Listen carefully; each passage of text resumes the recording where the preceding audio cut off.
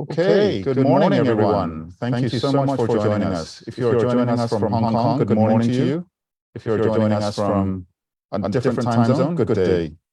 Welcome to a new edition of the Policy Dialogue Series 2022-2023.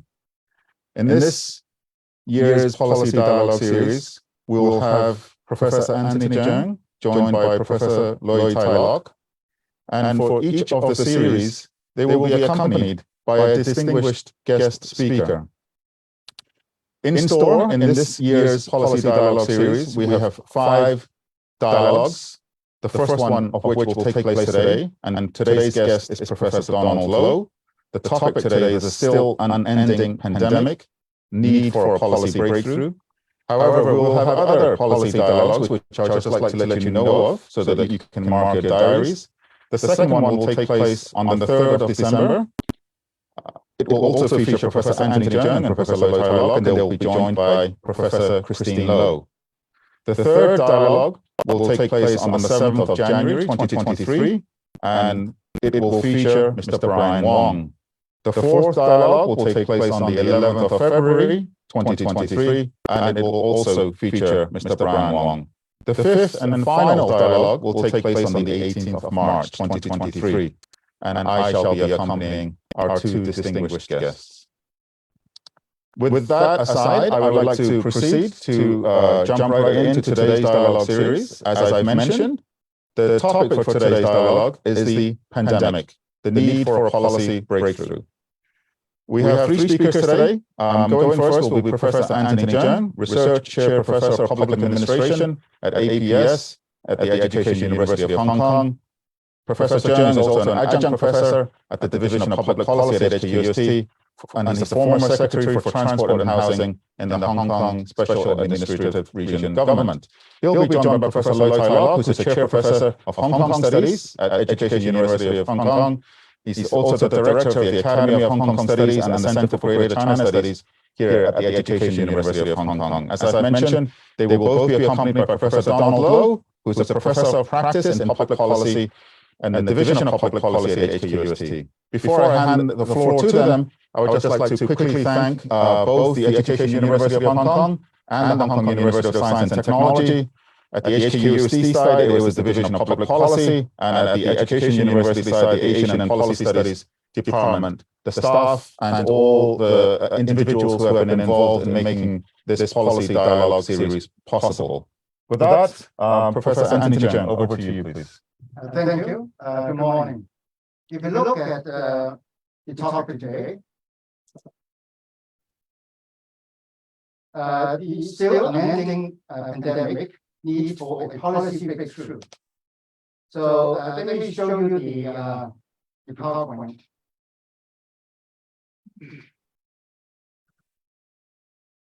The topic poses 2 questions. First, is the pandemic coming to an end? The second one, do we need a policy breakthrough? So I'll try to address these 2 questions during my short presentation.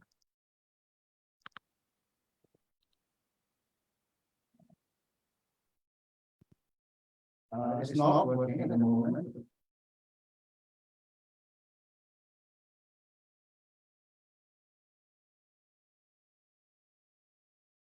Okay. This happens from time to time. Let's look at the global situation. Is COVID-19 coming to an end, meaning has it become endemic? Now, most will agree that the Omicron variant and the subvariants seem to be a game changer. Now, if you look at what the World Health Organization has said over the past several months, at the beginning of the year, the Director General said it's dangerous to assume that Omicron will be the last variant, or that we are in the endgame. On the contrary, globally, the conditions are ideal for more variants to emerge. Now, that message seems to be less optimistic. In other words, well, don't be over optimistic. The virus has not come to an end. We are not in the endgame. However, in mid-September, he said, we have never been in a better position to end the pandemic. We are not there yet, but the end is in sight. Now that seems to have a more positive tone. Now, whether or not the pandemic has really subsided and come to an end, I think that is an issue hotly debated among the experts, and they are both more optimistic and less optimistic view. But I suppose most will agree that things are changing. The pandemic threat that we face today is quite different from that back in 2020 when we first started. Coexistence is something which is now increasingly taken as a given.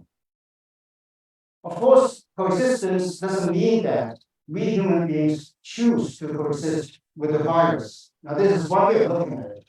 But another way of looking at it is that this is an objective condition. The virus has been able to adapt to human reaction, and the virus is going to stay for a much longer time endemic. So is that an unavoidable given at this point in time when we ponder the future? There are suggestions, there's a suggestion in various quarters that we are now achieving some kind of hybrid immunity because of mass vaccination and because in some countries and places there is large-scale infection. In some countries, the infection rate is almost half of the population. So with vaccination and infection by default, some societies have achieved hybrid immunity. And over the last 3 years, the cost of the social and economic costs of fighting the epidemic have been increasing. Throughout the 3 years, most societies, most governments have been trying to strike a balance between safeguarding life and keeping life and business as usual. The trade-off is difficult amid pandemic fatigue and resentment. And such fatigue and resentment have grown as restrictions become prolonged, as people wonder what will be the future, when will we go back to a more steady state of things. We have to recognize that the challenge in 2020 and the challenge today are quite different. I would say that at the beginning, whatever measures governments and communities across the world were taking were more health-driven. But from late last year onwards, they are more economic-driven. Economic rejuvenation is now top priority for many nations, including those nations that were previously suppression hardliners, like Singapore, New Zealand, and a few others.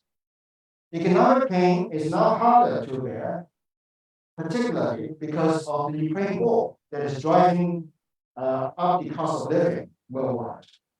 So the challenges that we face today are different from those 2 to 3 years ago. And the nature of the epidemic of COVID-19 perhaps is also changing quite rapidly. Now, most nations are now reopening. Now, if you look at the figure given by travel off list of no restrictions, 5 no restrictions, 5 no's. No tests upon arrival, no tests upon and after arrival, and no countries banned due to COVID-19, no quarantine periods, and no vaccine requirements. There are now 115 nations. So the majority, many nations, are moving into reopening. So that's very quickly is the global situation. What about Hong Kong? Where are we? And what is the real COVID-19 threat today? What do experts say? Now here I try to highlight a few points made among experts. First, despite the infection number, whether we think is high or not that high, serious cases are rarer, relatively speaking. Case fatality rate is not high. At the same time, vaccination rate is high at large. mild COVID-19 cases do not put undue pressure on our public healthcare system. Now, I've shown you a few slides. The first slide, the daily new confirmed cases and daily number of deaths reported for Hong Kong. And we can see that until early this year, the curve seems to be very indicative of good performance. But of course, because of the fifth wave early this year, the situation has become worse. But then, over the last few months, if you look at the curve, it seems the situation is stabilizing, not alarming, particularly. Now, let's go to other trends.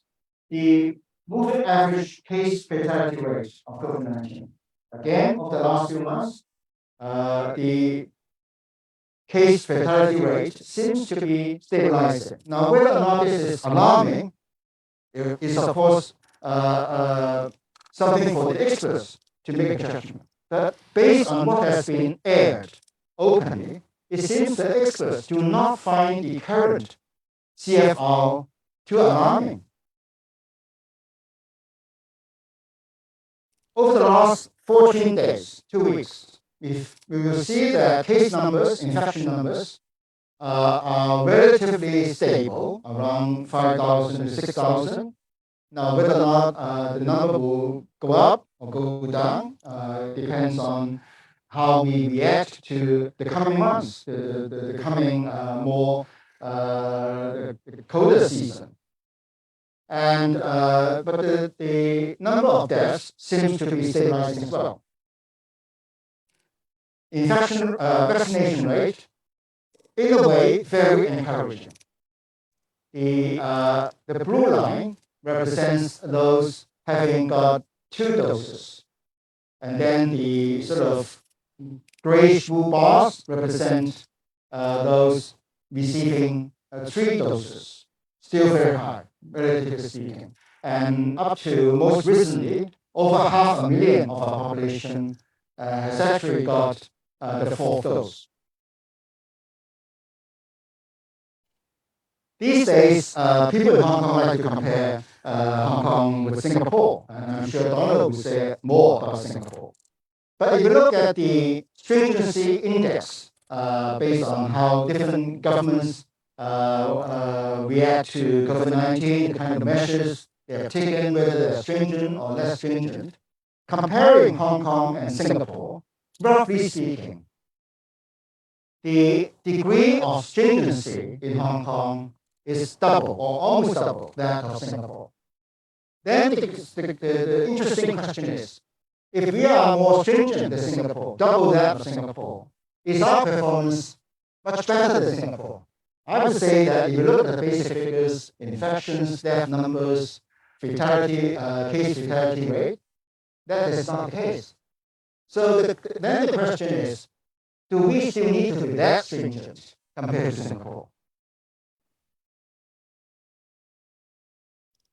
Right now, for Hong Kong, if we try to summarize the situation, because I think we are facing an existential challenge. If we allow the control measures, the control regime to continue to sort of a long-term given for Hong Kong. Because we are neither here nor there. We are not stringent enough compared to the mainland.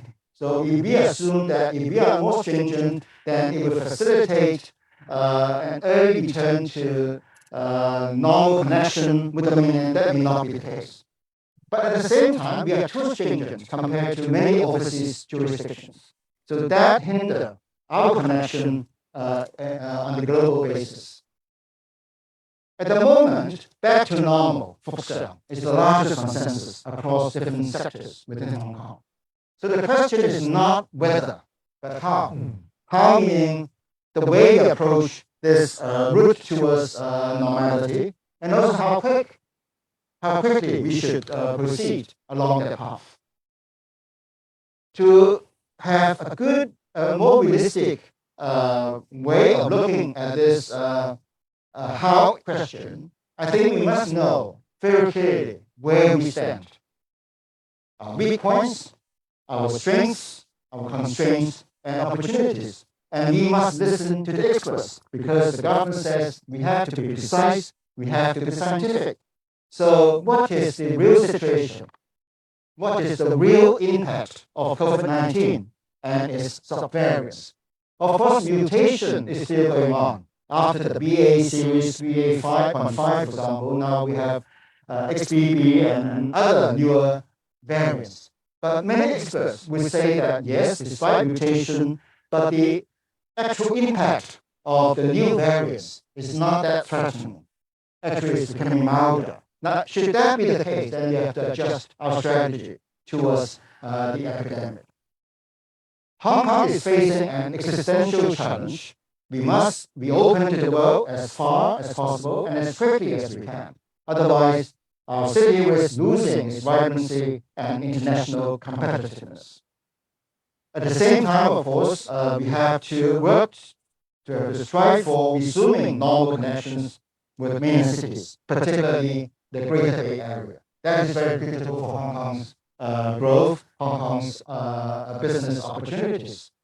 But that is not something that Hong Kong alone can decide because it is subject to the mainland's assessment of the risk of spillover from Hong Kong. The mainland has its own concerns which might not be entirely shared overseas or by Hong Kong. However, we know that this is not something that Hong Kong alone can determine. So we have to have a more pragmatic assessment of where we are. If we don't do anything, then we may lose at both ends. So that is the real threat to Hong Kong. And we have to avoid any unnecessary or false binary thinking. We say we are not lying low, lying flat, but conquering. But that is not the same as adopting an unduly restrictive regime. How restrictive the regime should be proportional to the assessed risk. So how do we assess the risk? What do the experts say based on the current progress? I would say that if we take coexistence as a given condition, then can we have a kind of proactive coexistence strategy? We are not saying we don't control, we just give up. That is not the attitude. But whatever restrictive measures we take should be proportional to the risk, and we assume the pandemic to be somewhat unending, but in a different way, because the nature of threat, the nature of impact may be different. The world is not becoming more positive in terms of the economic future. In fact, it's becoming more gloomy. The IMF, the latest report in October, says we are facing a more turbulent economic future. Slowdown, outright contraction might be the norm. And experts, economists, who say that we are now in a supply side crisis, which is quite different from the past. Recently in Hong Kong, the turbulence of the stock market, I think, is alarming, is unsettling.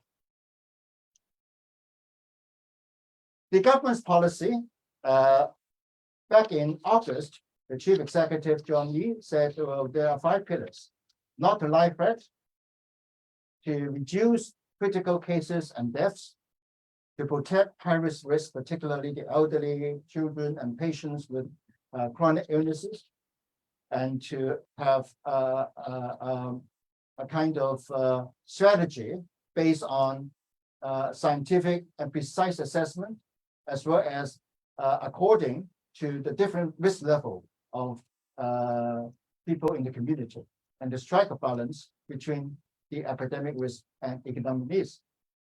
Now, these 5 pillars, I think, of course, in terms of policy foundation, is sound. The question is, how do you really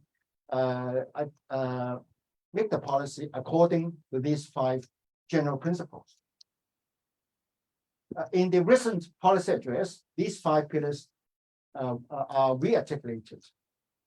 And the government has emphasized now and again that we should avoid backtracking. In other words, once we are in a particular direction, we just move forward. We don't backtrack. So there seems to be a direction. Now, whether or not it is a roadmap is subject to interpretation. I would like to see that as a roadmap. This is the direction. We are going to be less restrictive. We are moving forward, opening up, but of course, according to a scientific and precise assessment of the situation. But because the 5 pillars are expressed in rather generic, general terms, as a roadmap, it is not sufficient to enable businesses to plan ahead. Now, we have seen the closing down of one of the largest tourism agency in Hong Kong recently. And I think we need to give business reassurance. So a more clearly articulated roadmap is important. What about the national policy? The national policy is that of dynamic COVID-0. We will give an English expression to the policy of 動態清零. But if we look at the central government's articulation of the current situation, I can identify 3 keywords. Dynamic. Dynamic means not rigid, in tandem with the changing situation, more proactive, more flexible. The second word, economy, because while we have to be very vigilant in controlling the epidemic, at the same time, we have to make sure that the economy is doing well. And of course, security, which is now an often articulated keyword in mainland policy expressions.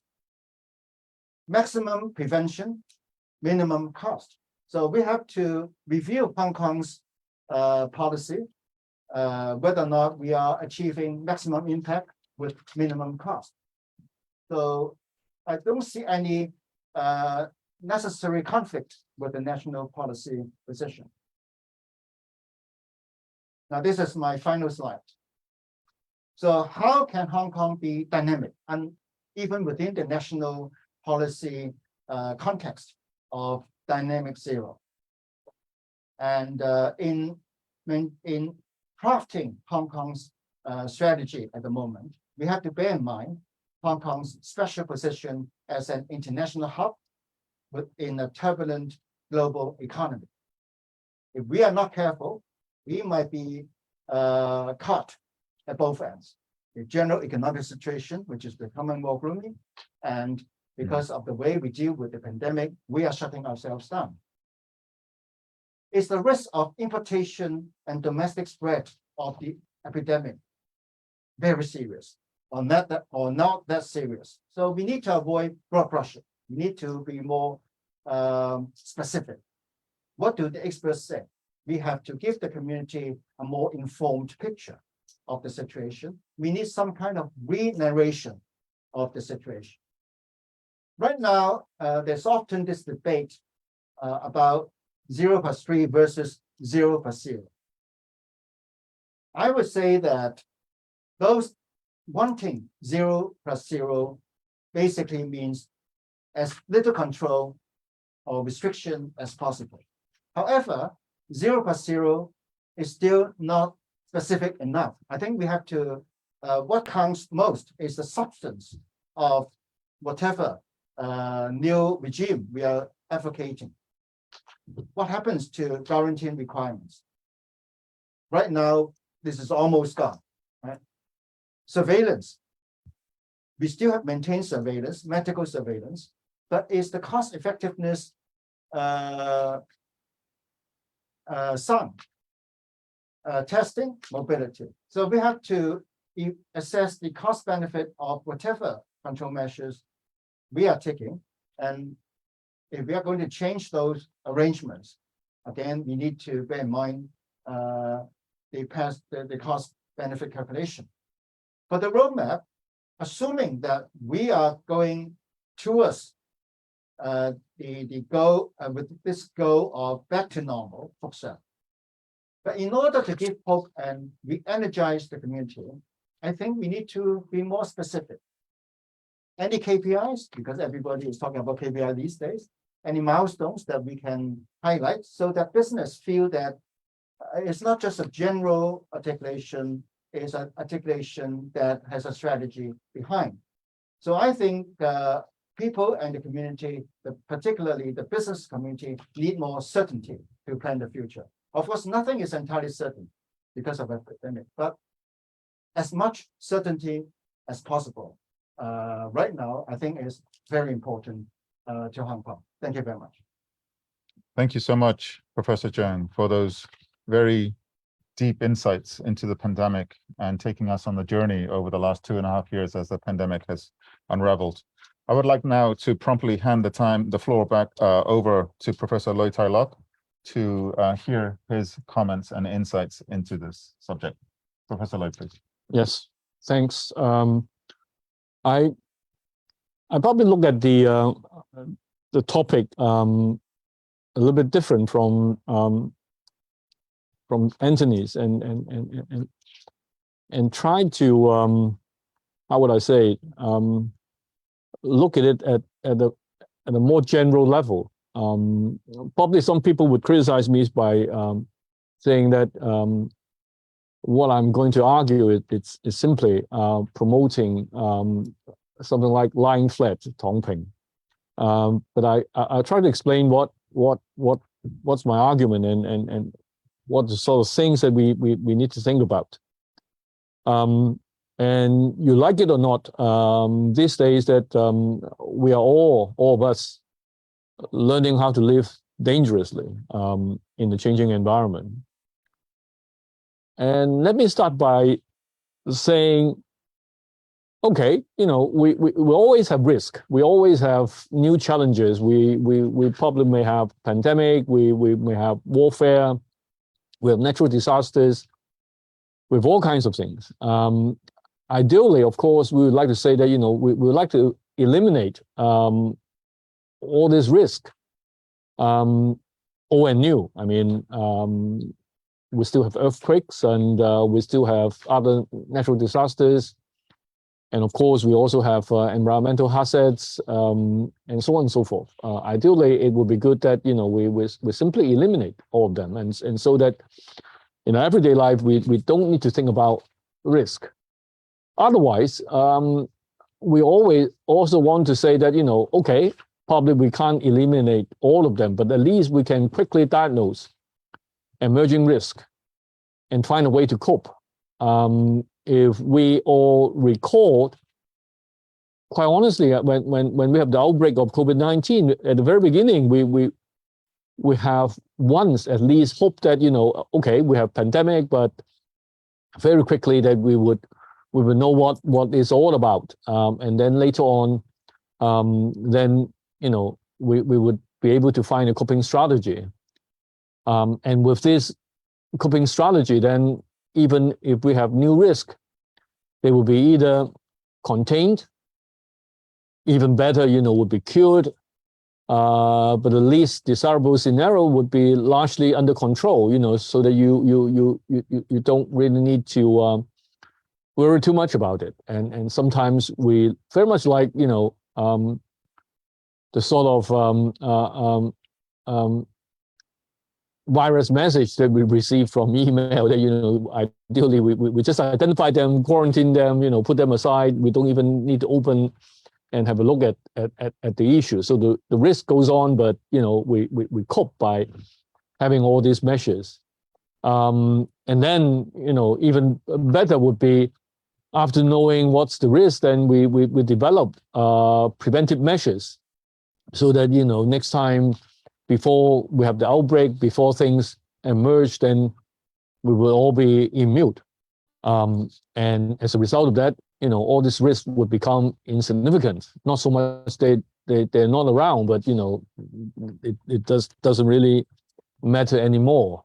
Quite honestly, a lot of times we do have that sort of mindset, even for COVID-19.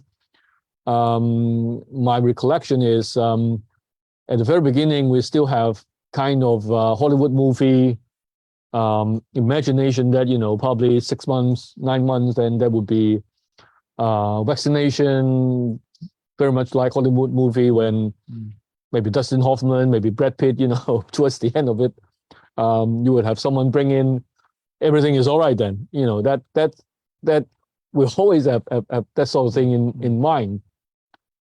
But in reality, very often we can't really eliminate risk. They stay with us. You like it or not. We have this one, and then falling with other kinds of risk. It's largely a matter that you want to pay attention to it or otherwise. So the sort of response that we have is to try very hard either to minimize the risk, so that we will not be fully exposed to this sort of risk, and so as a result, the consequence would not be too damaging. Otherwise, we think of develop other means to help us to ensure predictability and reliability of our general environment, even though that is still haunted by emerging risk. For example, our approach towards vaccination is something like this. We know that COVID-19 will still be around. There will be mutation, and we change our perception of vaccination. At the very beginning, we thought that once we have vaccination, then you won't even be infected. But now we think that it's just about reducing death rate, reducing having serious conditions. You would still be exposed to it, but then the risk would be sort of minimized. So as a result of that, you would do the calculation of whether you would do all the 3 jabs or even the 4th one, so that you would minimize your exposure. As a result of that, you are still willing to travel internationally or attending dinner parties, taking photos on the stage, that kind of thing. Similarly, I mean, for a long time, I'm in the context of modernization and the rise of modern society, we develop insurance. We develop this sort of mindset as well as the system itself. It's exactly that, the risk is still around, but we would like to minimize our exposure.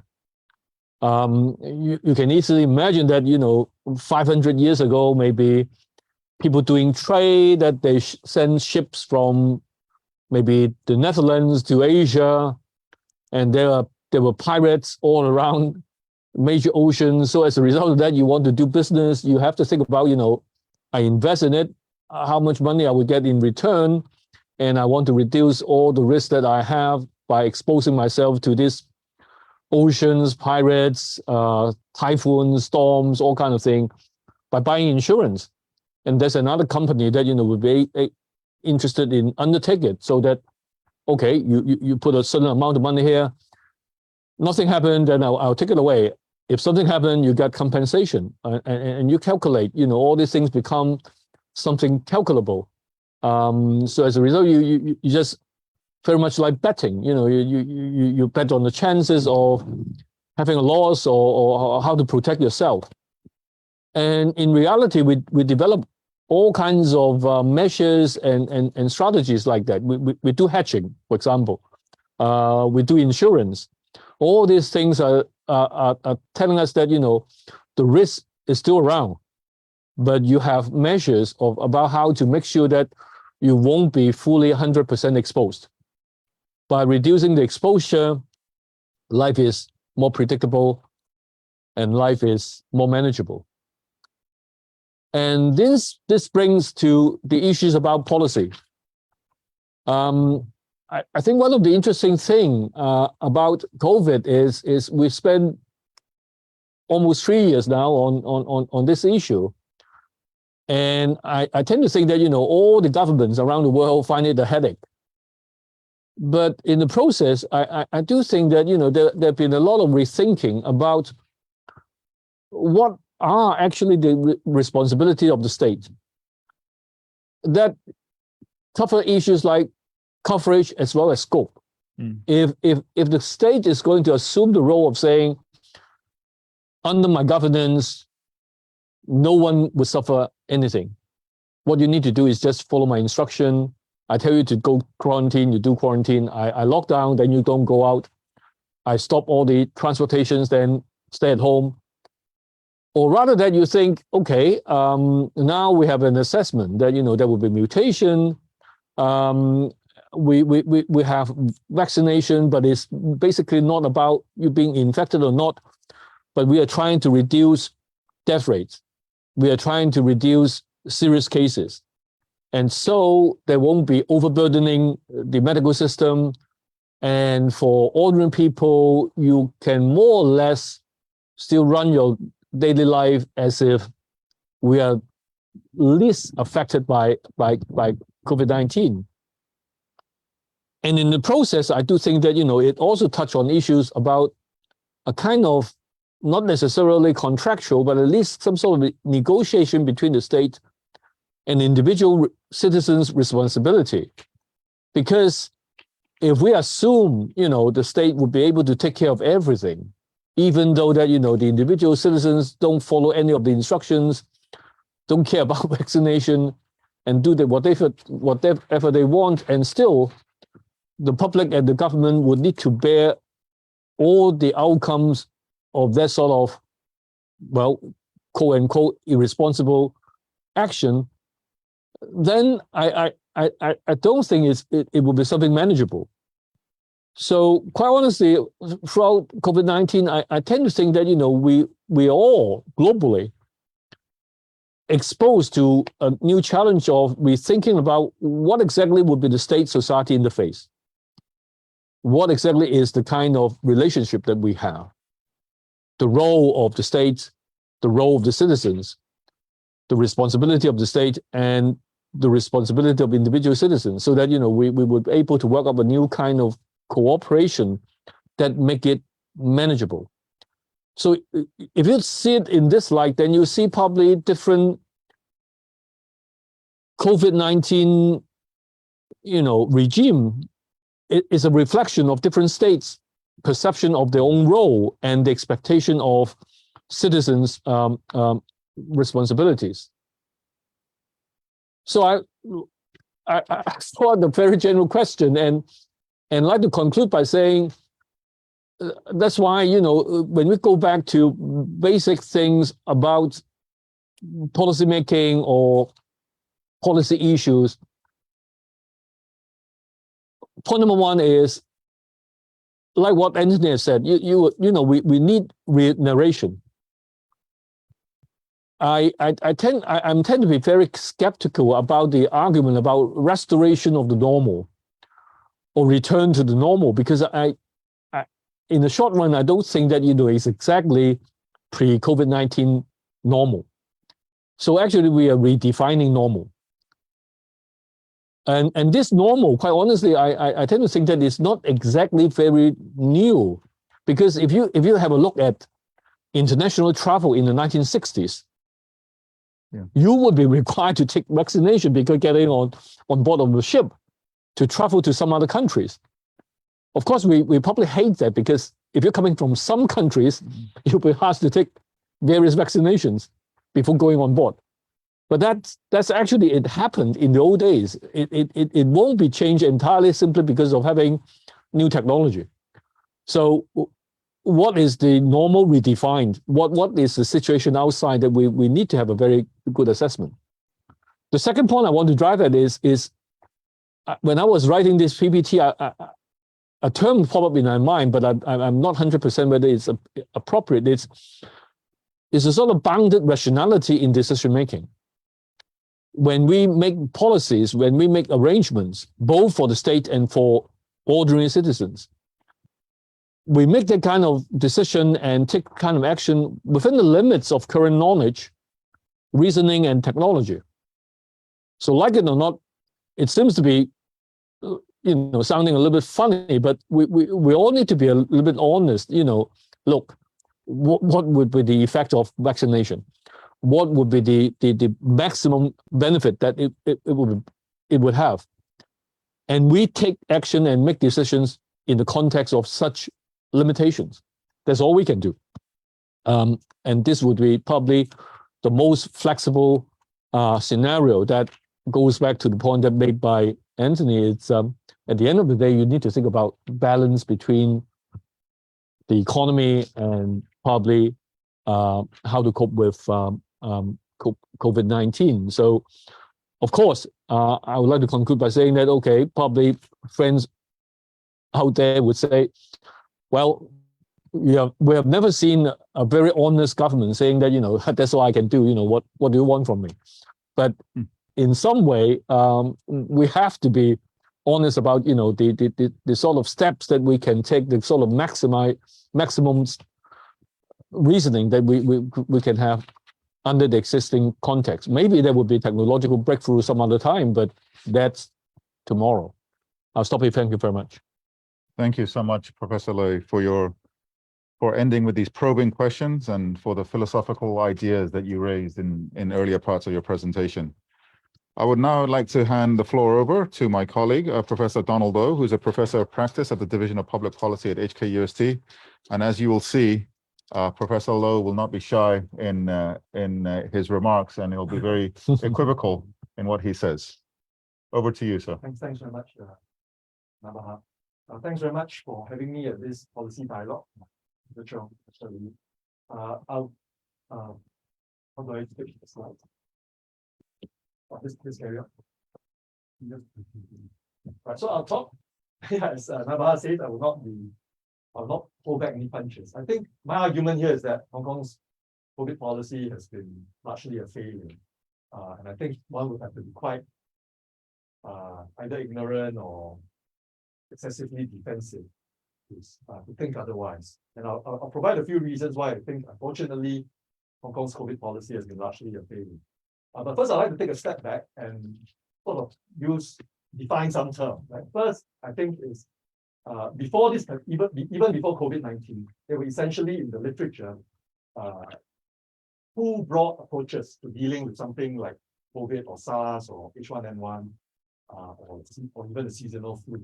The first approach is called containment, or in extreme situations, suppression. So this means mass testing, even compulsory testing, contact tracing, use of quarantine and isolation for all confirmed cases. And these protocols for containment and in extreme situations, suppression, were developed in the aftermath of SARS. I think I'm a Singaporean, so I remember SARS very clearly. The gentleman here, in Hong Kong, obviously SARS was also a very traumatizing experience. And so after SARS, we realized that SARS, which is lethal, even if it's not so transmissible disease, it's a lethal disease. It killed about 10% of the people it infected and caused widespread panic in the population. And so the approach that was developed after that was to, early testing of all suspected cases was essential. We may even have to lock down this parts of the city to reduce mingling. And the idea of containment is to bring down, or suppression is to bring down the caseload or the case numbers to a level that would not overwhelm the healthcare system or the hospital system. The second approach, which is suitable for viruses that are very transmissible but not deadly, is suitable for H1N1, the seasonal flu. And I would argue, as Professor Chong suggested earlier, this is probably the right approach for the Omicron variant and subvariants of COVID-19. And indeed, outside of mainland China, I think everybody else is pursuing this mitigation approach, which it's essentially about, we accept that the disease is here to stay, it has become endemic, it doesn't cause too many excess deaths, it doesn't cause significant stress on the healthcare system, and we can live with it. So we focus our healthcare resources on treating, mitigating the severe cases that contract this virus. I would say Hong Kong is somewhere in between the containment and mitigation strategy. I think nominally we are zero COVID, but in practice we are a hybrid of containment and mitigation. And in the mitigation strategy, vaccination and having sufficient healthcare capacity are critical. So let me illustrate this with the chart. So this is this chart, the upward sloping curve is the marginal cost curve of zero COVID measures, suppression measures. The marginal benefit curve, for ease of reference, I've just used a flat curve. With vaccinations, the marginal benefit of suppression obviously falls because not so many lives are at stake. Not so many people will die from COVID-19 large number, if most people are vaccinated, the overwhelming majority of people are vaccinated. Second, with increasing transmissibility of the virus, the marginal cost of suppression increases. For any desired level of suppression, measures have to be tougher or longer, and usually both. And so if you look at the two new curves, new marginal cost and marginal benefit curves mean, is that the optimal level of containment is lower than the original level of containment. So I agree entirely with Professor Cheong that, right, as vaccinations increase, as people are exposed and recover from the virus, and as we get more transmissible variants, mitigation is the right strategy, right? It's the direction we should be heading towards. Look, also it's interesting to note that the intersection point of NC2 and MB2 is not zero. There might be a case for some containment measures like indoor mask wearing, as we are now doing. It's not a complete abolition or elimination of all containment measures, just that they are far less stringent than before. So the first argument I'll make why Hong Kong's COVID policy has been largely a failure is this obsession with zero COVID, right? And we know even at a very early stage of the pandemic, in March 2020, we know that lockdowns and other interventions which bring down the reproduction rate, we know that they save lives, but they don't create immunity, right? So when the virus comes back, when the lockdowns are lifted, the virus will go on to infect even more, potentially even more people. So this is inherently not sustainable. What allowed societies to move towards mitigation relatively soon, I think within a year or so, was the arrival of highly effective vaccines. And I think that has been what has allowed most countries, particularly developed countries, to start moving towards mitigation, to move away from lockdown and other suppression measures beginning in the second quarter of 2021. Also looking at this idea that besides vaccination, exposure, right, prior infections also build immunity. If you look at globally, you look at the world, we've had 4 or 5, most countries have had 4 or 5 big waves. The Omicron, obviously the biggest because it is so transmissible, but also not necessarily the deadliest because it is much less severe. And many people, especially in the developed world, most people in the developed world have already got vaccinated by the time the Omicron wave came along. In Hong Kong, we say the Omicron wave is also the 5th wave, but in practice, in reality, it is 1 wave or 5 waves in one, because our initial 4 waves in comparison to the Omicron wave were quite small. And so when we did have the Omicron wave, in a sense, we were hampered by the fact that we had this was a very immunologically naive population. So that explains the chaos, the overcrowded hospitals, the overwhelmed healthcare system that we saw in March, April of this year. This is a quote from this piece in The Economist that around the time of the peak of the Omicron wave, the chaos in the hospital wards has in part been caused by the insistence that anyone contracting the disease, even those with no symptoms, must be placed in hospital or government isolation center. Hong Kong has been complacent at all levels, says one public health expert. Officials have been proud of previously effective policy, previously effective containment policy, but they have squandered the success. They've wasted the time we had in 2020 and 2021 to improve healthcare facilities, to stockpile tests, to increase vaccination. Right. So I'm sure a chart later we showed that even as recently as March the 1st, only about 40% of Hong Kong's elderly, 40 to 50% of Hong Kong's elderly have been vaccinated.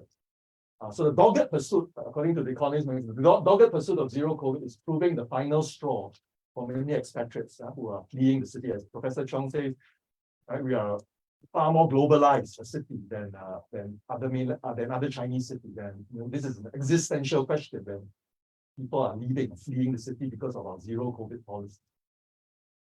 I also wrote, I'll skip this. I also wrote a piece in March this year, which I said that actually this is not a black swan event, right? That we would have a big wave because this is an immunologically naive population, that our healthcare system will be overburdened, that the deaths would be concentrated among the old and unvaccinated. None of this was unforeseen. in fact, these were known risks. These were not unknown risks. These were not unknown unknowns.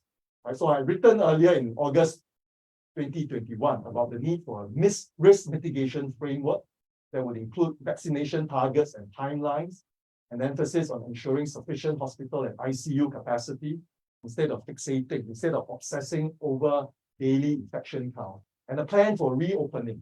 Right? You have to plan, even if you don't reopen in the immediate future, you have to plan for it. You have to, as Professor Liu says, you must have a narrative.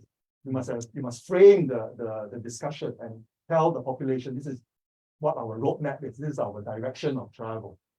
Also in August 2021, I had written that it was an indictment of Hong Kong, of Hong Kong society, of Hong Kong government, that the segments of the population that are the most vulnerable to severe disease and death of COVID-19, i.e. the elderly, are also the least vaccinated.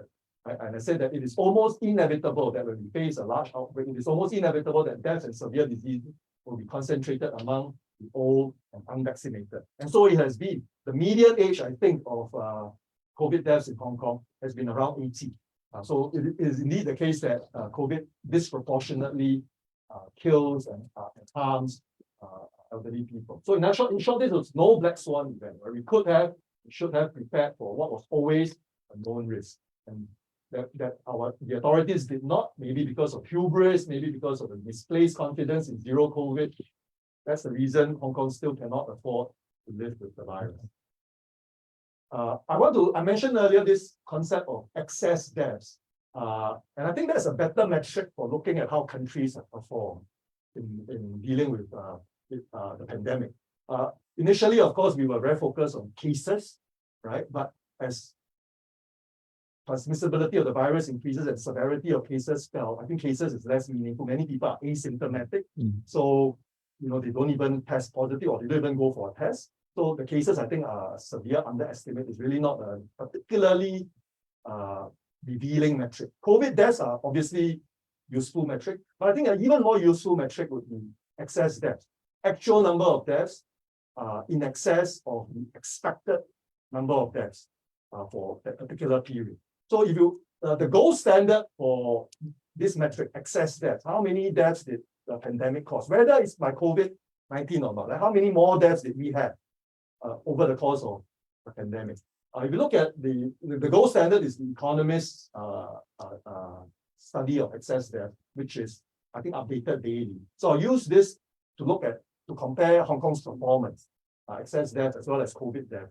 Look at Hong Kong's performance against 3 other East Asian countries. Right? First, Singapore, second, Japan, and third, South Korea.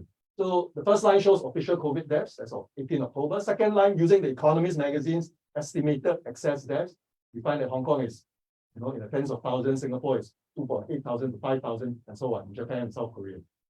Let's normalize adjust for population size. So look at COVID deaths, official COVID-19 deaths per million people. Hong Kong, if you look at official COVID deaths, Hong Kong's COVID death rate as a percentage of the population, right, is 4 times higher, right? More than 4 times higher than Singapore's, about 4 times higher than Japan's, and about 2.5 times higher than South Korea. If you look at the Economist magazine's estimated excess deaths per million people, Hong Kong's death rate is also much higher than Singapore's, Japan's, and South Korea's. When you compare Hong Kong with Singapore, for instance, it's about 3 times higher. It's still 3 times higher. You look at excess deaths. The Health Secretary of Hong Kong had earlier mentioned that last month, he mentioned that we are different from other countries. We are glad that we are different from other countries. For example, the UK has suffered a very high casualty rate, The Health Secretary also compared Hong Kong with Singapore, saying that Hong Kong had much more of an aging population and ended up being a victim of our own success because we have the longest longevity in the world. Right? But if you look at the elderly population of Hong Kong, Singapore, Japan, and South Korea, Hong Kong's isn't particularly much higher. It's slightly higher than Singapore. Certainly, it's not high. The difference, the gap in the elderly, on the size of the elderly population between Singapore and Hong Kong, is not so large as to explain Hong Kong's much higher COVID fatality, COVID death rates. And of course, Japan has a much older population and has done better than Hong Kong in terms of preventing or limiting COVID deaths. South Korea has a similar elderly population. So as Professor Chung mentioned, if Hong Kong has such strict measures, maybe Hong Kong has done better economically. So first, Hong Kong has not done better on health measures. Neither has Hong Kong done better on economic measures. In the first half of this year, Hong Kong was effectively in recession. The economy shrank by about 2%. Singapore, in the first half of this year, the economy grew by about 4%. Japan, about 3%. And South Korea by about 3%. So if you compare Hong Kong and Singapore, the difference is between -2 and 4%. That's a 6 percentage point difference. It's a huge difference that can only be explained by Hong Kong's obsession with pursuing zero COVID. I was earlier interviewed by Ming Bao in March of this year, where I said that in terms of objective conditions, 客观条件, how the virus was evolving, how the disease was spreading, Hong Kong was only 1 or 2 months behind Singapore. But in terms of government thinking and planning and anticipation, Hong Kong was at least 6 months behind Singapore. And so when Singapore announced in April this year that it would abolish all quarantine restrictions, including for unvaccinated people, it was only 6 months later that Hong Kong more or less did the same. So let me explain why Singapore, like the rest of the world, decided to live with COVID. First, we realized very quickly that beginning in the middle of 2021, as vaccination rates have increased rapidly, we realized that COVID-19 has become considerably less pathogenic, less deadly, right? So the data in Singapore suggests, so this is from May 2021, right? So middle of last year to about February of this year. We realized that, right, among non-fully vaccinated people, the case fatality rate is about almost 1% across all, for all age groups. So that's much higher than the flu. So it's intolerable, right? But if you are fully vaccinated but not boosted, the case fatality rate is very similar to the seasonal flu of 0.1%. And you are vaccinated with and boosted, it's actually COVID-19 is actually less deadly than the flu. Second, the very important reason is why other countries can move to this mitigation approach is that more than 80% of the population, whether Singapore or most developed countries, were fully vaccinated against COVID-19. If you look at those charts there, what you see is that, right, with the exception, in most places in East Asia, Taiwan, Singapore, Japan, and South Korea, elderly vaccination rates are at least as high, if not higher, than the rest of the population. Only in Hong Kong and Macau are elderly vaccination rates much lower than the rest of the population. I don't want to be undiplomatic, but this is shameful, right? I mean, what makes Hong Kong and Macau so special that we can afford to have much lower vaccination rates for the elderly, the group that is most vulnerable to severe disease and death from COVID. A third, as I mentioned earlier, not only once you look at excess deaths, that COVID is not the only thing that kills, right? If you obsess too much over limiting COVID death, you might actually cause deaths in, healthcare resources might be diverted too much to healthcare, that it is causing more excess deaths from other conditions. So not only are there huge economic costs of continuing its suppression, there are also significant public health risks, right? Particularly in terms of misallocation of scarce health resources, right? And excess deaths caused by illnesses other than COVID. And finally, the case in the context of Singapore, at least, the population was over time prepared, right, and primed to live with the risks of COVID. So in June this year, the 3 ministers of the Ministerial Task Force in Singapore wrote a piece in the national broadsheet saying, titled "Living Normally with COVID," to indicate that this is the direction we're heading for the next several months. I would describe Singapore's approach of not counting, right, but of planning to live with COVID, preparing the population for it, and emphasizing personal responsibility. So planning, how do you plan to live with COVID? But make sure that vaccination rate goes up quickly. So by the end of 2021, Singapore's vaccination rate was in excess of, was about 80% fully vaccinated members of the population.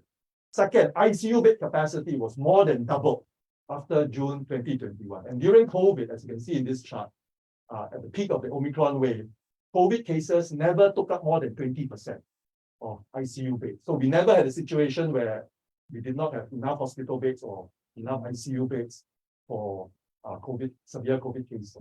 And of course, as I said, preparing the population for it in the article I mentioned just now. And COVID, very interestingly, was never framed as the enemy. Right from the start, as early as February 2020, the Prime Minister of Singapore had already mentioned that this might become endemic. This might be a disease that we never go away.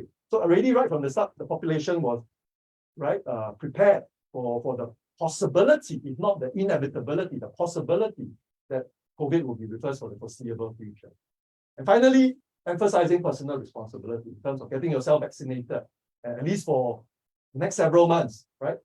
Where we still have, where the virus is still spreading, testing yourself with ART kits. And if you test positive, isolate yourself.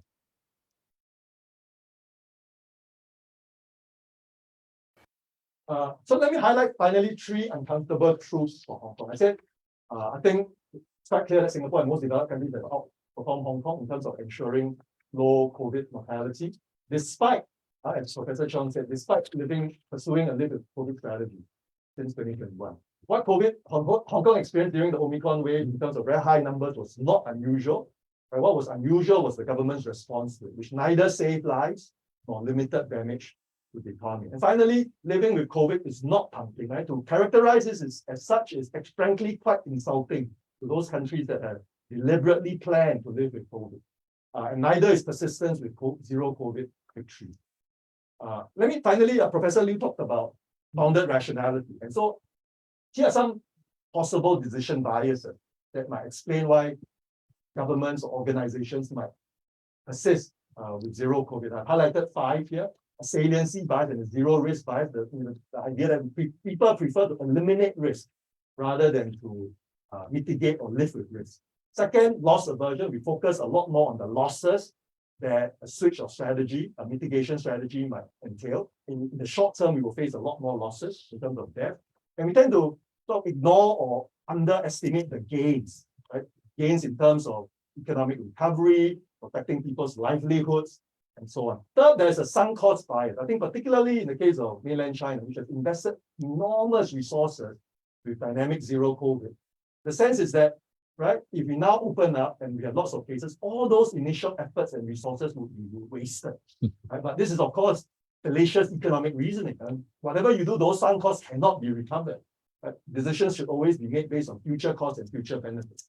Finally, I think there is an omission bias, certainly at the level of local officials. If I don't do anything, right, and subsequently we find out that I should have acted earlier, I should have opened up earlier, they don't get punished. But if they open up, right, they move away from the status quo, and subsequently they find out that you shouldn't have done that, right, they will be severely punished. So errors of commission, right, or sins of commission are more severely punished than errors of omission. So this leads to an omission bias, right? If you don't do anything, you stick with the status quo, you'll be fine, right? Because that's what everybody else is doing. And finally, there's something called hyperbolic discounting or present bias, right? We tend to focus more on short-term cost of benefit. So if we abandon zero COVID or end zero COVID, in the short term, at least for the next 2 or 3 months, we will have many cases. Potentially, the healthcare system might be overwhelmed, and those short-term costs tend to be amplified, right, psychologically, even as the long-term benefits of such a decision are underestimated. So thank you very much. Thank you, Professor Loh, for those unequivocal insights and indictment of Hong Kong's response. I think there's a lot of food for thought. I'm deeply tempted to start with you, but I would like to go to Professor Cheung first because he kicked off. And before I do so, I'd just like to ask the audience if they have any questions, feel free to type in the chat box or in the Q&A box, and I'll be happy to channel your questions to the distinguished speakers. Professor Cheung, I wanted to ask you regarding policymaking response in Hong Kong, which you alluded to, about the extent to which policymaking authority was taken over by a small group of experts, and the extent to which the experts' views and authority predominated significantly over all other policymakers, including economists, financial planners, and so on and so forth. So the subtlety that within this broad framework of policymaking, the extent to which one group became hugely dominant and hugely influential, maybe not just in the Hong Kong context, but worldwide at some points as well. Could you comment on that a little bit? Well, I don't think that is the case as far as COVID is concerned. Mm-hmm. Because if we look to various countries, and I mean, if you look at Hong Kong, yes, experts, obviously their views are important. Yes. However, when government makes policy, government has to balance different interests, different demands, economic demands, political considerations, how whatever decision made will be perceived by different sectors of the community. So I don't think that it's just policy making dominated by a particular group of experts or a particular sector. However, I think it is important to notice that the challenge faced by policymakers in 2020 was different. I mean, today is so different because if COVID-19, like SARS, ended a few months later, then I think Hong Kong would have got a very beautiful score, right? I mean, if you look at 2020, and at that time, why was lockdown so popular? I mean, China did it first, and then Italy, some European countries, because if you can really defeat, using the word defeat, COVID by elimination, and if lockdown did eliminate COVID, then everything is fine. However, because of mutation, because of a changing nature of COVID, then it has prolonged for so long, and it's still mutating. So in other words, even if you treat this as a war, you have to change your strategy. I mean, your enemy, even using the word enemy, your enemy is changing all the time. So you can't still use the old method. And remember, lockdown elimination, if we look at it as a economics-driven policy, at the end of the day, you want to have the virus eliminated so that you can restore economic activities, social activities as soon as possible. So you're trying to revive the economy. However, if whatever strategy you are taking today actually works against reviving the economy, that may not be desirable. I mean, if looking at it as a policy-making process. So my suggestion, and I share the views of others, is that you have to change your strategy and you have to enable the community to realize why that change, why that adjustment is necessary. Thank you, Professor Chang. Moving to Professor Lui, and please feel, other speakers, feel free to jump in as you please. I was really struck strongly by your comments about the need to reevaluate the role of the state. What is the role of the state? Is it risk elimination? Is it mitigation? Is it living, in this case, with the virus? And I couldn't help but see the irony when it comes to Hong Kong, that we have traditionally been known as a laissez-faire, non-interventionist city. However, when it came to our COVID response, we were heavily interventionist. We had a lot of measures in place at the height, where we had the height of the lockdowns and so on and so forth. And that is contrasted to Singapore, where we traditionally think that they have a highly interventionist state. They tell you how many babies to have, when to marry, and so on and so forth, whether you can chew gum. But when it came to the COVID response, we saw a divergence in terms of the state's response. So maybe I can start with you to comment on, was it something, was it our experience with SARS, for example, that led Hong Kong government in this situation to be so highly interventionist and to see themselves as a guardian for risk elimination, essentially? I tend to take your point. The SARS experience, I think it's something always somehow shaping the mindset, and that previous experience, of course, shaped their decision making. And I think Donald's last line also highlighted a lot of biases in making decisions. That's why you would probably shied away from going back to the basics and think about what is exactly, you know, the interface between the state and the ordinary people. Yes. In the context of Hong Kong, because in Hong Kong it's sometimes you find it quite you may say sarcastic, self-contradictory, and so on and so forth. Like what you said, you know, it's supposed to be a small government, it's supposed to be laissez-faire, and so on. But for ordinary people like us, I mean, whenever you cross a road, any crossroad, you always find there's a sign right underneath you saying, look right. And then cross the other side, tell you to look left. What if you don't do it? Actually, nothing happened unless there's a car accident. Is the state sometimes is very verbose in the sense that, you know, keep reminding you what to do, and then there's a lot of government information telling you that, you know, there would be junk mail, there would be, you know, all this forgery, all sorts of things. But at the same time, in the old days, the rationale behind was, hey, look, you as an individual, actually, you also take a lot of responsibility of taking care of yourself and your family.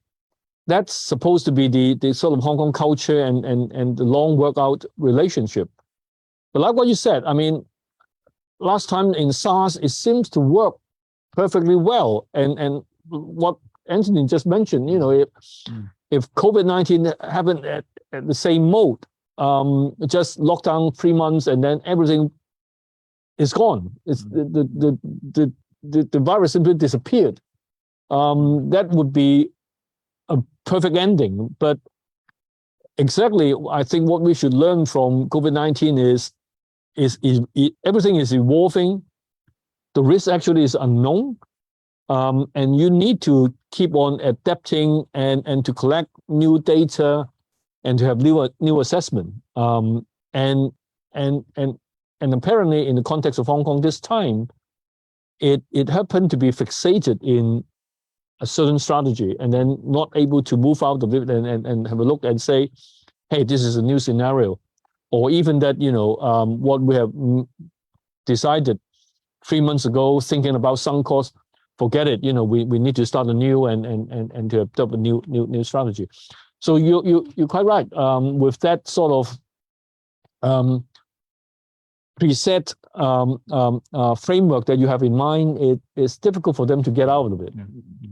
Professor Low, would you like to comment on that point about the role of the state vis-a-vis the traditional, stereotypical roles? Yeah, I think the comparison with Singapore is quite instructive. As Nava, as you mentioned, we tend to think of the Singapore as paternalistic, interventionist. But actually, in this particular, before the pandemic, we had said that if there was this epidemic, Hong Kong would be the one that would be insisting on very stringent rules, you know, limiting arrivals from overseas, keep its economy on this war footing for 2 years. And Singapore will be the one that's welcoming and opening up and living with the disease. You know, we would say you got the predictions wrong, right? It should be the other way around.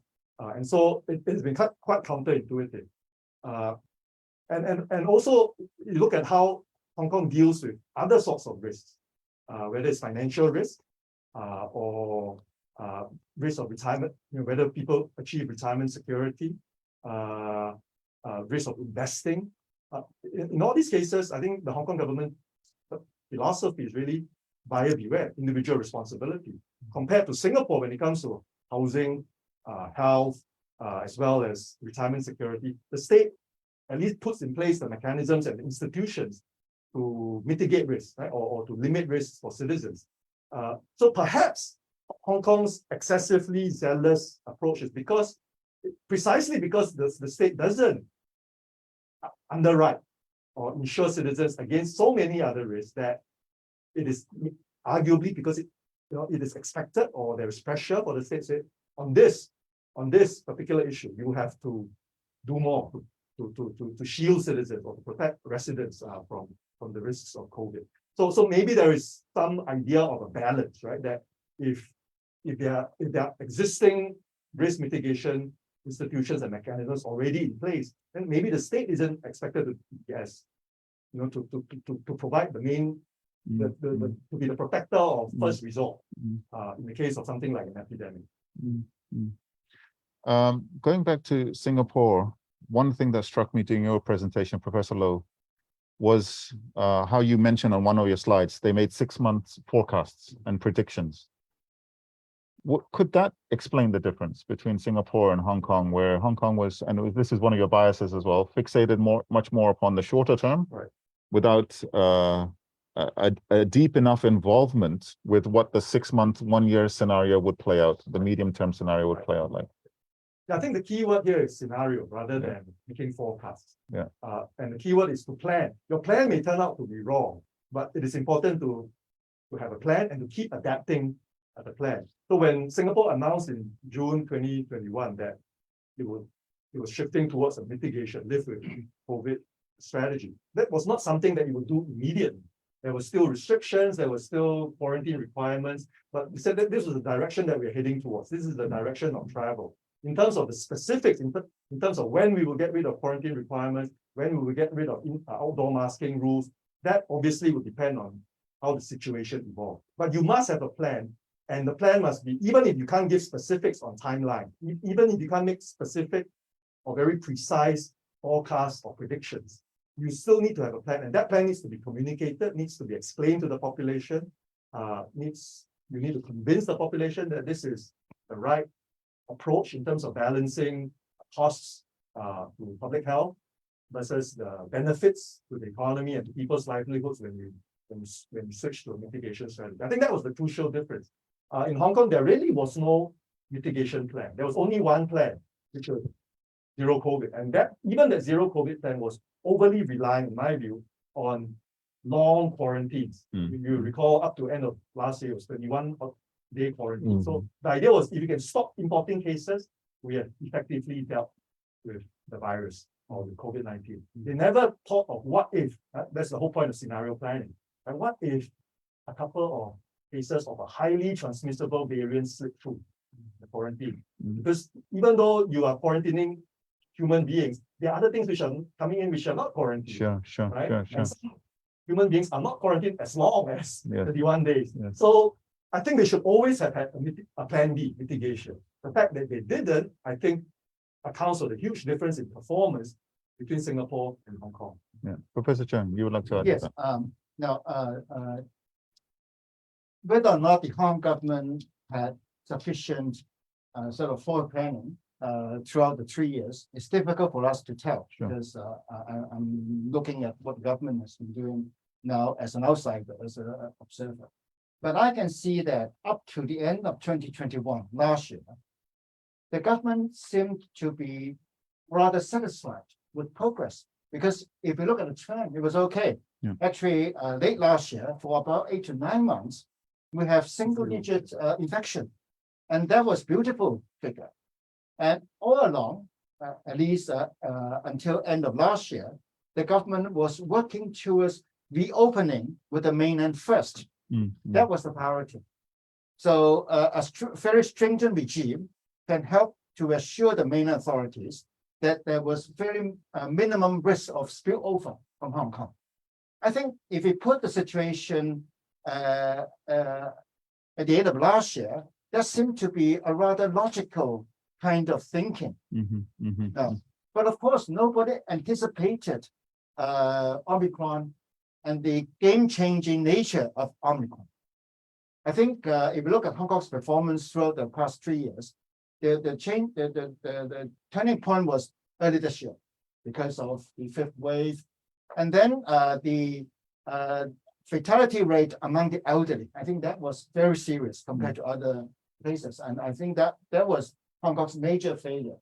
And if we look at the case fatality rate over the past few months during the so-called 5th wave, the figure I have is among the elderly, the very elderly, those over 80 years old, the case fatality rate was 12.5 for those who were unvaccinated or only vaccinated with 1 dose. But if we talk about those having at least 2 doses, then the case fatality rate for those over 80 years was only 2.69. So you can see the difference. If Hong Kong had did much better in terms of boosting vaccination, I think our case fatality rate would not be that terrible. So that was one thing I think which does reflect slow reaction, at least on the part of government last year. Thank you. We have a question from one of the attendees that I would like, it's a difficult question, so feel free to give philosophical answers, but I'd like to start with Professor Lui. Given the role that you mentioned, you spoke quite a lot about the role of the state, the interface of between the state and citizenry. How do you think this pandemic will play out in China, given their specific contextual situations vis-a-vis citizens and the state? What is the end game? What is that direction, or how can we make some certain not predictions, but some ideas as to the scenarios that may evolve vis-a-vis China?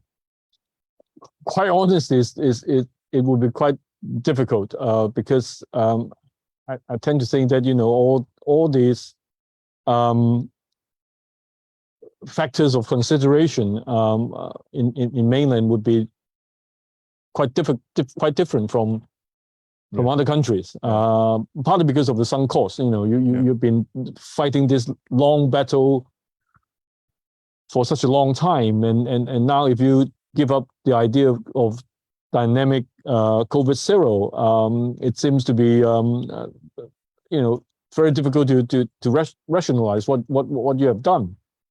But at the same time, I still think that it would boil down to economics, the conditions of the economy, and even just the domestic economy. All these factors would be pertinent.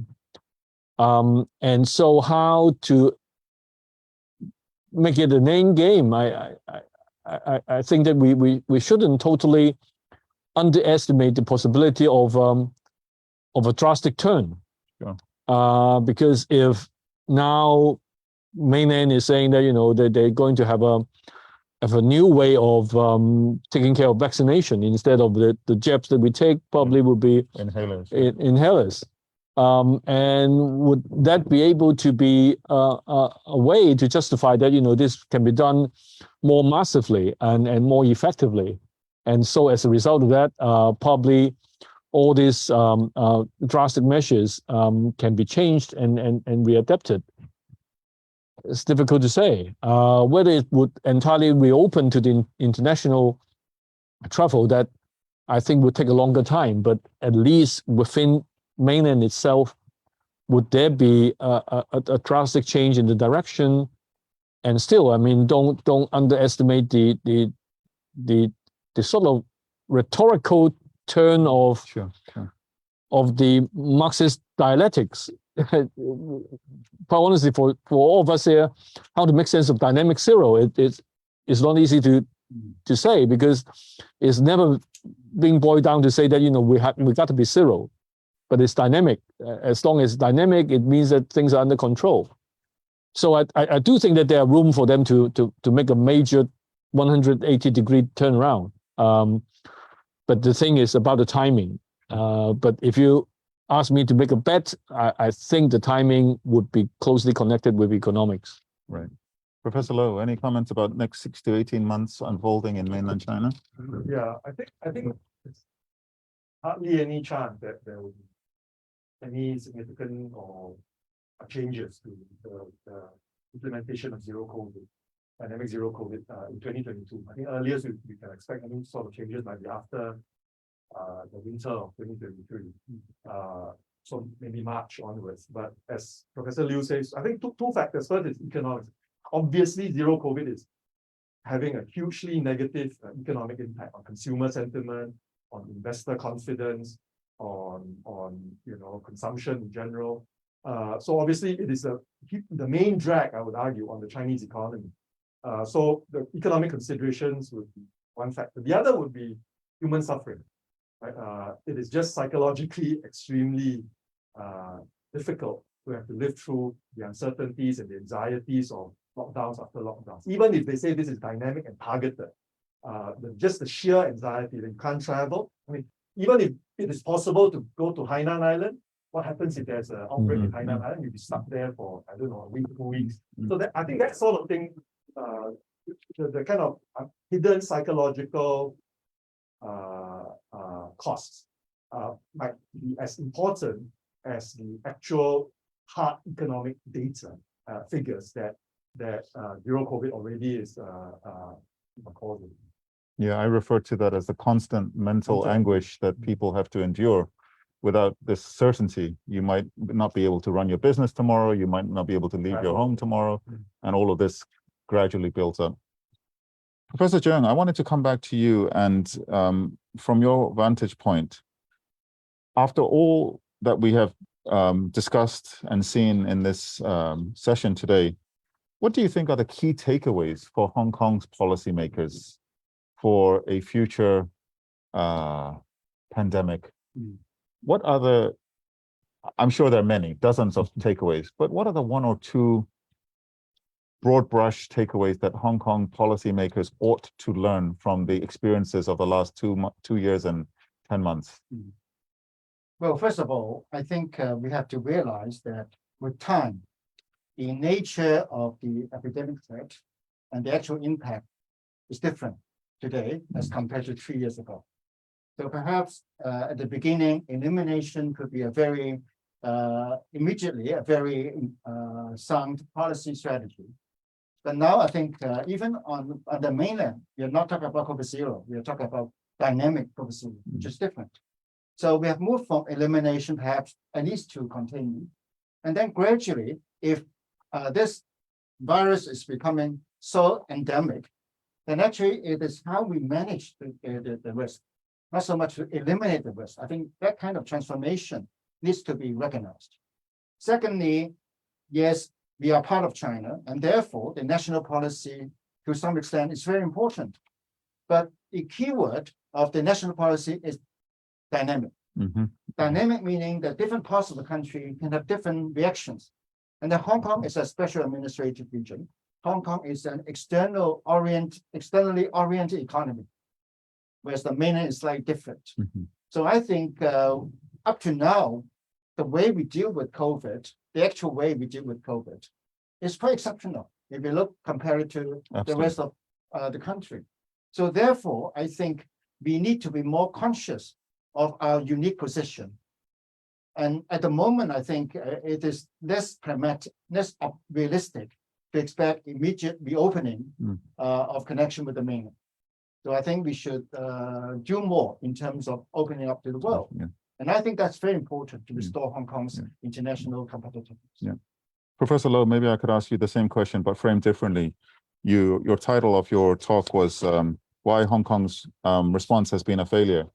So if there were just one or two reasons, the most important, as you mentioned, there are many biases, many factors that played into it, but what, in a sentence? Yeah, plan, prepare, and emphasize personal responsibility. Plan for, the fact, precisely because the virus is constantly evolving, you have to come up with contingency plans. You might have a preferred strategy, you may have a preferred ideal world. Maybe that one is a world of zero COVID elimination. But it is almost unforgivable that you did not plan for a world where this thing is not going away. It is almost unforgivable. It cannot possibly be the case that you, as recent as end of 2021, you were still thinking that this thing might be eliminated. And if this thing cannot be eliminated, then you have to plan, right? Even if for the possibility that this thing is going to be around for the foreseeable future.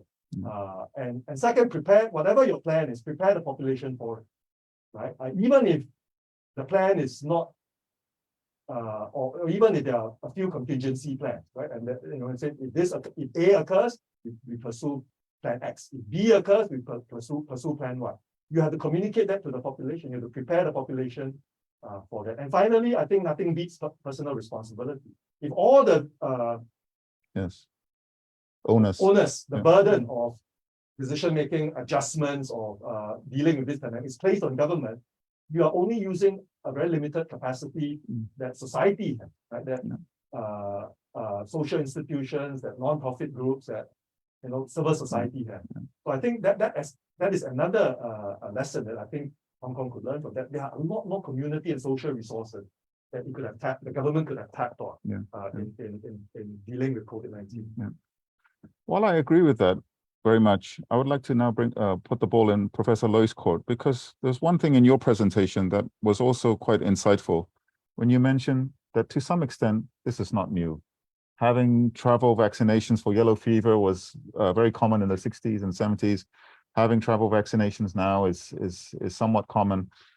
The extent, so my question is the extent to which we could have learned from past epidemics and quite recent past experiences. Do you think that was exploited sufficiently? Learning from the recent past, the 50s, 60s, 70s, and 80s. I'm not even talking about the Spanish flu, which is many, many more decades in the past. But do you think that that was leveraged sufficiently, learning from past lessons of similar instances of pandemics and so forth? Because I agree with you, there are some elements of this that were not new. Quarantine has been around for centuries. Yeah, for centuries. Yes. No, I don't think that we have learned sufficiently from past experience, and in fact, even from what's currently going on in the real world. For example, dengue fever. Mm-hmm. Do you really have a vaccine or any preventive measures with that? Mm-hmm. No. Mm-hmm. Would that prevent you from, say, taking a holiday in Cambodia? Mm-hmm. Mm-hmm. No. Yeah. Why? Because you think that, okay, as long as the number of cases is quote under control, as long as you have individual measures to prevent yourself being ever attacked by a mosquito or whatever, you think that you're relatively safe. So one of the very interesting thing, in the COVID-19 cases that I still, probably most of you won't agree with me. I still think that, we at the very beginning, we come up with a typical Hollywood mindset, really thinking that, okay, this is a crisis, but it will only last for 3 months. Yeah. Everything will be all right by the end of it. And because, the hero would fly in and there would be vaccine and we all get cured. Even if not this case, things would be very much under control. It would go away. And so as a result, you pen on this sort of imagination of how to deal with it, instead of, like what you said, going back to history and reality, that, actually there's still quite a lot of various sickness that, we're not quite able to 100% sure how to contain it. But we work on certain measures to say we minimize it. Same thing. I mean, if the starting point of the approach is saying about minimization to cope with COVID, I'm sure that, it's not exactly a fair comment, because at the very beginning, of course, everyone will say that, we want to really get rid of it. But as it evolves, when you change to is a strategy of minimization, then I think it would be very different. And then the way you convince people to talk to ordinary citizens also would be very different. I mean, check with your grandma. She took jabs when she was young. She needs to do that in order to travel. So we're back to it. This is the only way that you, as an individual, can help. And in fact, that breaks the point on mainland. The tricky thing is, even if I have taken 3 jabs, if I go to Hainan Island and suddenly there's an outbreak, there's no way that I would raise my hand and say, okay, wait, look, I should have some sort of priority to go back home. When you don't have that, then you don't have predictability. Correct. And once you don't have predictability, it's very difficult to do business. And that's, I think, a question of ABC. Two of our speakers mentioned the median age or the elderly, those aged 80 and above. I'd like to take the direction to a slightly different mold. Even though it has been well proven that the elderly are the most vulnerable as far as this disease is concerned, there have been a lot of voices raised in Hong Kong that the children have suffered disproportionately rather than the adults, and in particular, the elderly who are not highly vaccinated with 2 or more doses, who are much more likely to be severely ill if they contract the disease. Any comments on the disproportionate impact that our restrictions in Hong Kong had for different categories of population? Youngsters, children, school-age children, adults, working adults, and the elderly. Maybe I could start with you, Professor Loh. since you, Maybe, Yeah. Let me think about it. Well, Yeah. I think this is not something peculiar to Hong Kong. okay, If you look around the world, for most countries, vaccination among children, among infants, Mhm. started much later correct, than those for the adults. Yeah. I think that's partly to do with the effectiveness of the vaccine, Mhm. because the vaccine was originally developed mainly for the adult population. But gradually, people discovered that even children, infants might be affected. However, I think the issue rather is if for most scientists, for most experts, they know the elderly because of the age and because sometimes they have other illnesses as well. Mhm. They are definitely the more vulnerable group in society. Therefore, if you can't convince them or persuade them to get vaccinated, that may be a major gap. So I think if you look at Hong Kong, the reason why the fifth wave has resulted in such high cases of fatality is mostly because of the elderly population having a very low vaccination rate. Yeah. So as a strategy, I think that should have a feature on the government's planning board, Mhm. in my view, because that could be anticipated. And but because of the fifth wave, it came almost so suddenly in a way, and therefore everybody was caught in surprise. But I think yes, sometimes science is not exactly an exact science. Yeah. But sometimes part of it could be anticipated. But of course, for policymakers, often you have to make policies even though the science is not exact. Professor Low, any Yeah, I comments? agree that the young who are actually not particularly at risk at all, right? I mean, the mortality rates among young people, even for unvaccinated children, is effectively zero, Mm. right? Mm. So why should they have paid such a high price in terms of school closures, in terms of limited opportunity, especially for young kids who learn through human contact, right? Face-to-face contact. I think the risk invisible costs are the lost years of learning, not just formal education, but just early childhood development that all these COVID restrictions have caused. And it may be impossible to calculate these costs. As one of the questions were asked, but they are nonetheless very significant costs. And just because they may not be calculable doesn't mean they are not large, right? In terms of these millions of children not having access to development opportunities, having school closures, having families that do not have enough computer resources, not having. So in terms of educational inequality, school closures also have a disproportionate impact on educational inequality. Yeah. Professor Loy, any comments on this? I still think that if we ever have a chance of turning the clock back, I think it would be wise to change the entire set of narration of exposures of old people to the high risk and so on, so that the rate of vaccination would be changed, and that would create rooms for probably more flexible arrangements for school kids and other related activities. I do take the point that the effects of all this loss of human interaction and learning experience would come out probably 3 years later, 5 years later, and then by that time, People forgotten about COVID. yeah, we probably said, oh, that's too bad, and so on. It's very unfortunate. But in order to cope with it, I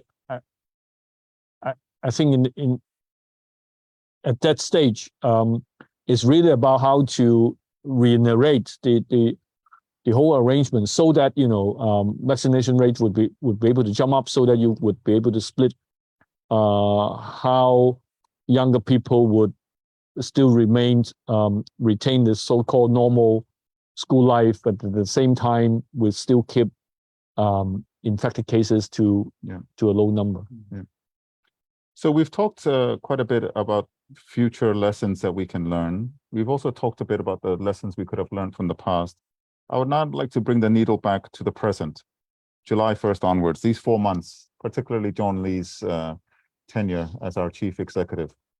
And I would like to discuss specifically this idea of not returning back. Now, the significance of this this slogan that once we make a decision, we're not going to, like a pendulum, go back and forth. We're going to try our best to forge our way in the direction that those decisions indicate, which does bring an element of certainty to society, that we are on the path of gradual easing of restrictions, and the likelihood of the pendulum swinging back, so we have lockdown again, is less and less.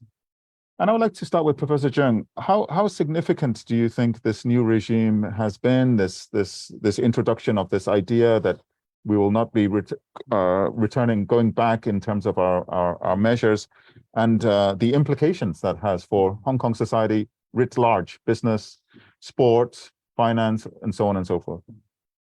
Well, I think to state very clearly that it's not going back. We're just moving forward. I think that's important for two reasons. First, it has taken past lesson into account, because if we look at 2020 and part of 2021, sometimes we loosen up and then we tighten again and then loosen up.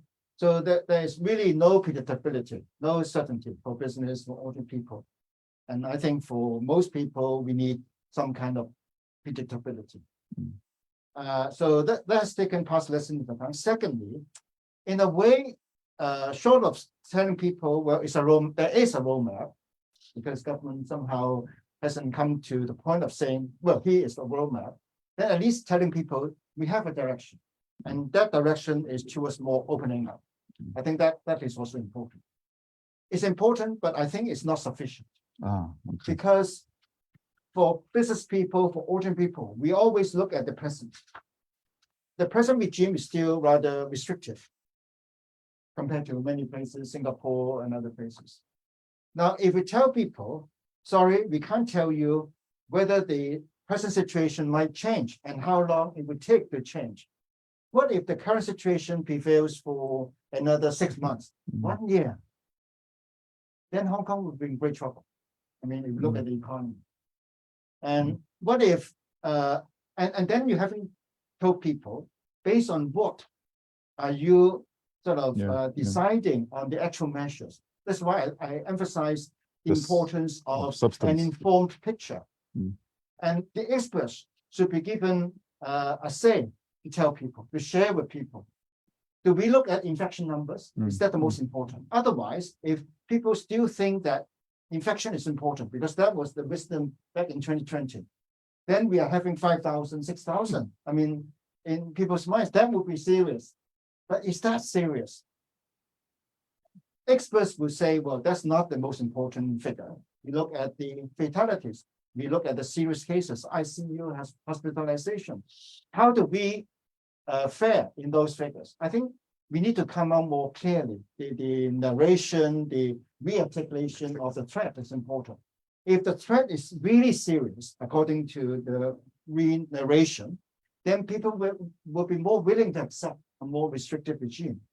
Otherwise, if they look at other places, then other places seem to be having similar sort of numbers, but they're opening up. People are not worried about them there. I mean, for Hong Kongers, we go to Singapore, we go to Japan, and many places. So there are gaps that need to be filled. Thank you. Professor Loh, to what extent do you think that we have turned a corner with this current regime installed since July 1st and this idea of not flip-flopping between our response? I think absolute or objective terms, we have indeed turned a corner. As Professor Cheung says, there is merit. There's obviously good news that the government says there wouldn't be a turning back, and the direction is now firmly towards ever more easing of measures. But I agree entirely with Professor Cheung. You need to have an articulation of under what conditions will we continue easing, rather than to leave it vague. You need to also have a timeline.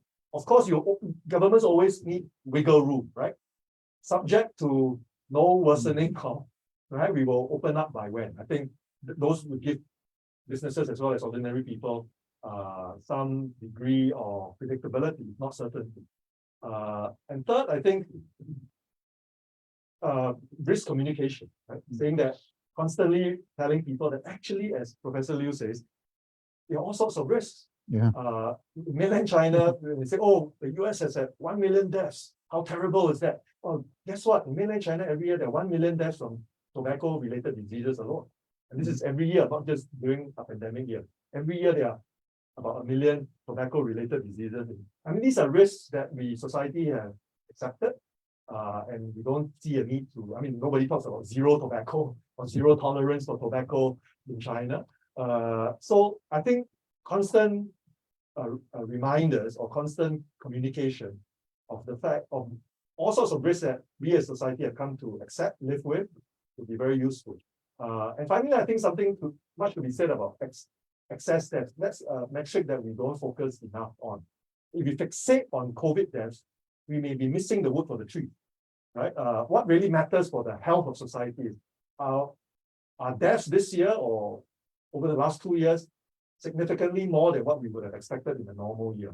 Most people in Singapore, in Hong Kong, don't know that in a normal year we have 60,000 deaths a year, which means on a normal day there are about 150 deaths, 160 deaths on a normal day. So if you say that we have 7 COVID deaths, which has been the number of COVID fatalities over the last 2 weeks, 7, is that a lot? That's less than 5% of the daily number of deaths we would have from all other conditions. So COVID is no longer causing, it is no longer a source of excess deaths, of significantly high excess deaths. It is in fact become endemic. It is now part of the various respiratory conditions that our healthcare system has to deal with, has to cope with. And as long as we can maintain it at that level, right, that this is not causing many excess deaths, right? Then we can start treating it as just one of many diseases that we have learned as a society to live with, to accept, and to mitigate rather than to suppress. Thank you. Professor Loy, in your presentation, you alluded a number of times to the deeper relationship between citizenry and the state. Do you think these last 4 months indicate a change in relationship, or is it just operationally changing measures and directions? How do you interpret the last 4 months of our new chief executive's performance vis-a-vis the COVID response? I think it's still touching on the surface of it, and of course, in terms of policy, it's turning the corner because once you declare that there's no backtracking, there's no pendulum swings, it improved certainty and predictability. But don't forget, for ordinary people, there are still two very important dimensions, still very important components in ensuring that, life is sort of going back to the new normal. One would be consistency. The other would be underwriting.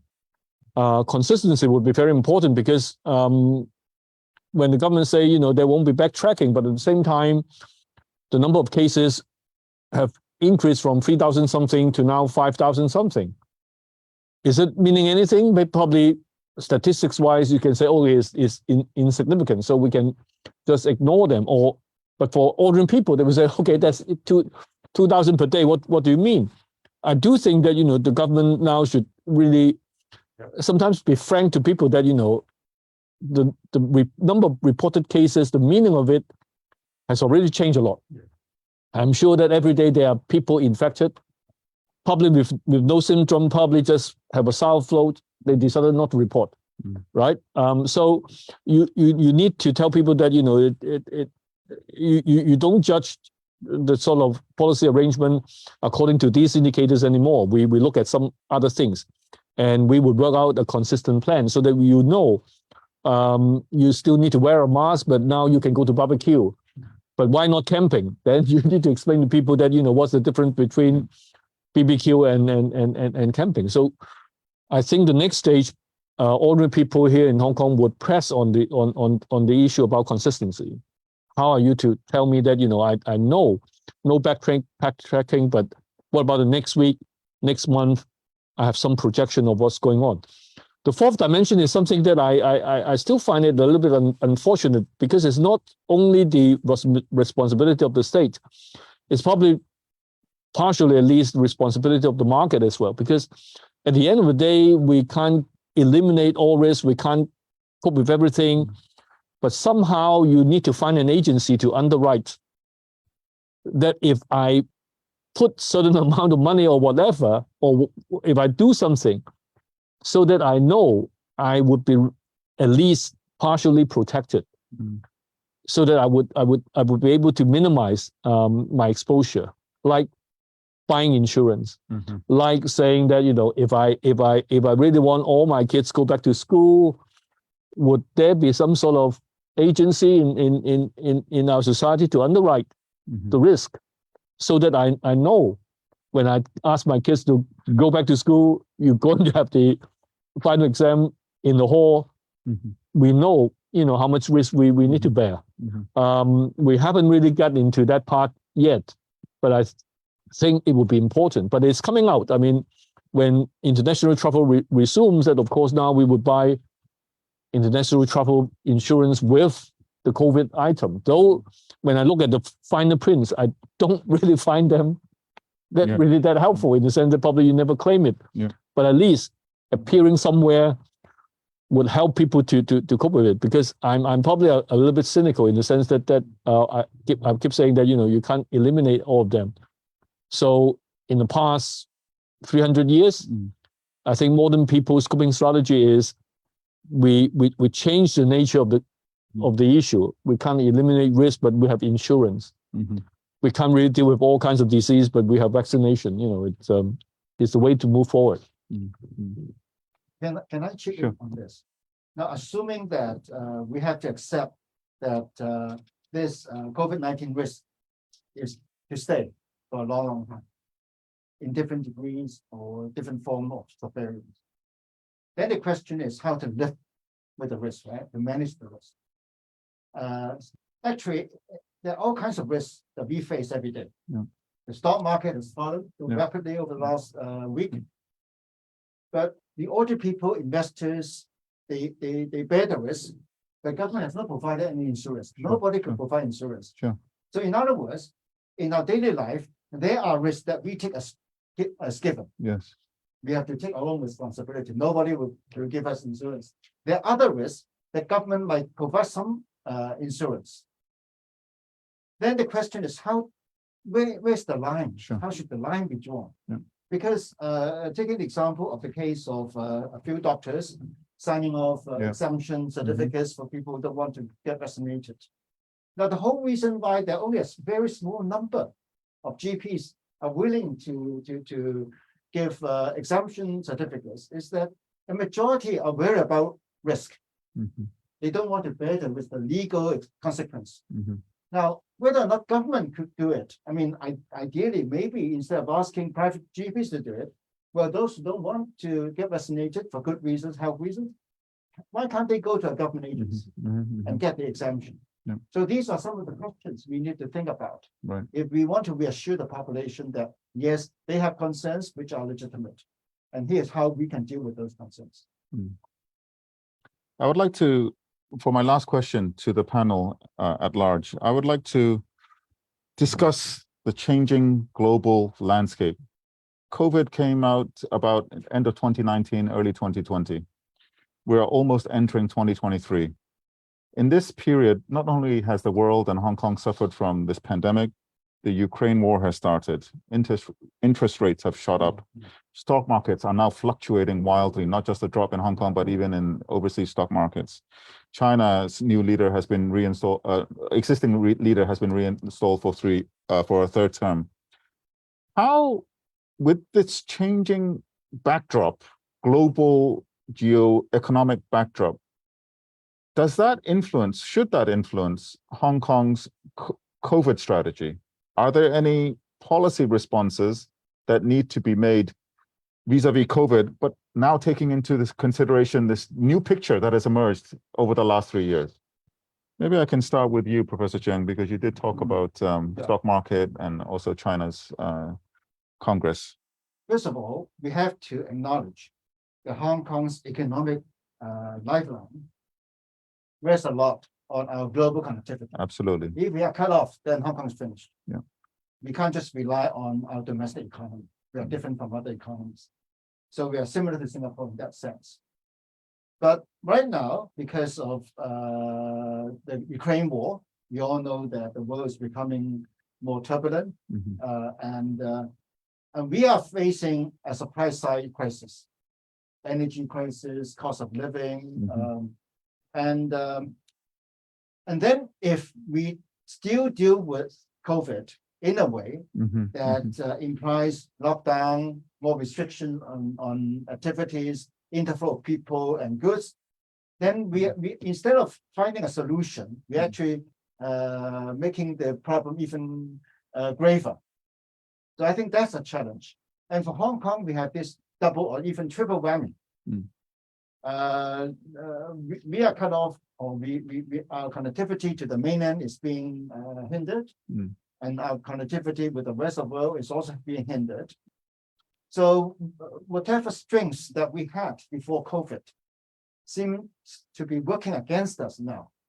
And if the world economy is going to become more turbulent because of Ukraine, because of the worsening global geopolitics, then I think we'll suffer more than other economies. And for the mainland, or for China as a whole, the whole purpose of Hong Kong as a special administrative region under one country, two systems, is to achieve what other cities on the mainland cannot do. Now, if our comparative advantage in terms of global connectivity, in terms of being a very flexible city cannot be realized, then we might be at the other end of the queue. That's what I'm worried about.